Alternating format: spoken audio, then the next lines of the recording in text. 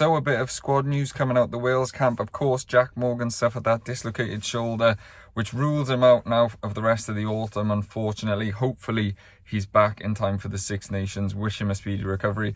But the man in the yellow scrum cap has been called up from the Ospreys. His teammate, Harri Deeves, has finally got the call-up that most people think he probably deserved by now. And he's going to come into the squad, and Steve Tandy's going to probably have to utilise him pretty quickly because there's no real natural open side within that squad. Morgan Morse is probably the only one who's really got much experience playing in that position. So I wouldn't be surprised if we see Deeves feature at some point in the Japan game.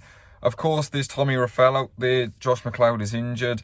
But I think given the fact that Tommy Raffel was not going to be available for the end against South Africa because he's based in England, and of course Harri Deeves is, that made the decision probably a little bit easier. But I think Deeves deserves his shot. He's been really consistent over the last 2 years, maybe even a little bit further back than that.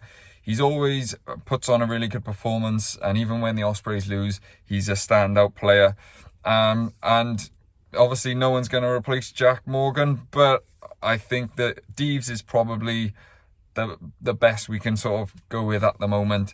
And I'm looking forward to seeing his step up and getting a chance to play for Wales, and whether he can match the physicality that we see with him in the URC. He's only 24, so still plenty of time for him to develop as well. So a good time to get him in. And yeah, if you haven't seen too much of him and you get to see him over these autumn internationals, you won't be disappointed. But that's all from me, and I will catch you on the next one.